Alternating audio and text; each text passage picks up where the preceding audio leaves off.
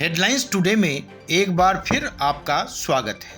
आइए जानते हैं क्या हैं आज की खास खबरें। सप्ताह भर बाद ही चीन ने मारी पलटी। पिछले सप्ताह मॉस्को में भारत और चीन के विदेश मंत्रियों के बीच 5 बिंदुओं पर सहमति बनी थी, लेकिन सप्ताह भर बाद ही एक बार फिर चीन ने पलटी मार ली है। विदेश मंत्रालय के प्रवक्ता वांग वेनबिंग ने कहा है कि एलएसी पर शांति का सारा दारोमदार भारत पर है। चीन के कंधे पर कोई जिम्मेदारी नहीं है। भारत अपनी गलती सुधारते हुए जमीन पर सैन्य संघर्ष के हालात दूर करे और तनाव खत्म करने की दिशा में कदम उठाए।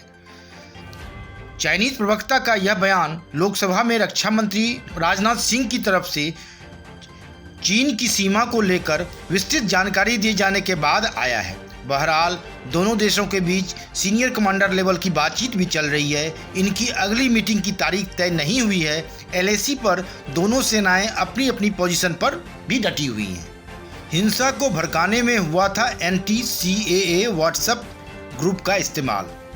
दिल्ली पुलिस ने कोर्ट में दिल्ली दंगों के आरोपियों के खिलाफ चार्जशीट फाइल कर दी है। चार्जशीट में खुलासा किया गया है कि दिल्ली दंगों को भड़काने में नागरिकता संशोधन कानून के खिलाफ बने व्हाट्सएप ग्रुप का इस्तेमाल किया गया था। यह 10,000 पन्नों की चार्जशीट है, जिसे दिल्ली पुलिस की स्पेशल सेल ने 15 आरोपियों के खिलाफ गैर कानूनी गतिविधि रोकथाम कानून आईपीसी और आर्म्स एक्ट की धाराओं के तहत करकरनुमा कोर्ट में दायर किया है। दिल्ली पुलिस ने कोर्ट को बताया है कि इस बाबत उसको कुछ सबूत भी मिले हैं, जिसमें व्हाट्सएप चैट और कॉल रिकॉर्डिंग्स शामिल हैं। पुलिस ने कोर्ट को बताया है कि यह सप्लीमेंट्री चार्जशीट है। आगे की जांच पड़ताल अभी जारी है। आलू के भाव देख टमाटर भी हुआ लाल। आलू के बढ़ते भाव को देख टमाटर भी अपने रंग दिखाने लगा है। आजादपुर मंडी में आवक कम होने से आलू के बाद अब टमाटर के दाम भी बढ़ने लगे हैं। इसके साथ ही प्याज भी रुलाने लग गया है। बुधवार को मंडी में आलू 45 रुपये प्रति किलो, टमाटर 52 रुपये प्रति किलो और प्याज 24 रुपये प्रति किलो के भाव से बिका।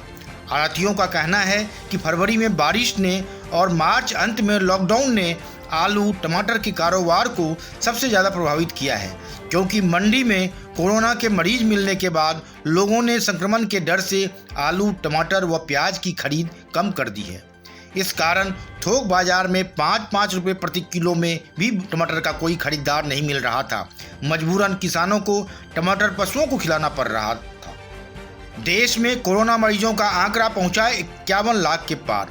देश में कोरोना मरीजों का आंकड़ा 51 लाख के पार हो गया है। अब तक 51,12,480 लोग संक्रमित हो चुके हैं। 24 घंटे में रिकॉर्ड 97,856 नए मरीज मिले हैं। इसके पहले 11 सितंबर को 97,754 केस बढ़े थे। भारत में अब तक 83,203 मौतें हो चुकी हैं, जबकि पिछले 24 घंटे में 1,139 लोगों ने जान गंवा दी है। अभी 10,08,271 मरीजों का इलाज चल रहा है। कोरोना से दुनिया के 3 सबसे प्रभावित देश अमेरिका, भारत और ब्राज़ील के 9 से 15 सितंबर तक के आंकड़े देखें तो इस दौरान देश में यानी भारत में 6,50,594 मामले सामने आए। वहीं अमेरिका में 2,58,000 और ब्राज़ील में 2,24,175 पॉजिटिव मिले। इस दौरान पूरी दुनिया में 19,54,644 संक्रमित बढ़े। किसानों के बिल पर अपनों के विरोध से बढ़ी सरकार की चिंता। एक बार फिर किसानों के मसले पर विपक्ष को केंद्र की मोदी सरकार को घेरने का मौका दिखने लगा है। केंद्र सरकार किसानों से जुड़े बिल को इस बार संसद से पास कराने की कोशिश में है। कोविड के बाद देश में छाए आर्थिक संकट से निपटने के लिए 20 लाख करोड़ के पैकेज का हिस्सा किसानों से जुड़े 3 कानून थे।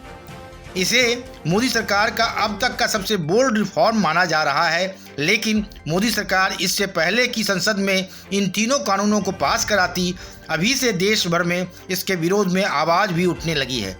जहां तमाम किसान संगठन इसके विरोध में आने लगे हैं, वहीं बीजेपी की सहयोगी पार्टियां ने भी नाराज़गी जाहिर करनी शुरू कर दी है और घेरना शुरू कर दिया है सरकार को। मौका देख अब विपक्ष देशव्यापी आंदोलन छेड़ने के मूड में है। सूत्रों के अनुसार विपक्ष अगले 1-2 दिनों में एक संयुक्त रणनीति बना सकता है। आरएसएस से जुड़े मजदूर संगठन ने भी इस बिल के विरोध में सरकार के सामने अपनी चिंता रखी है। आप इसी तरह हेडलाइंस के लिए हमारे साथ जुड़े रहें। धन्यवाद। वनडे मैट्रम्स।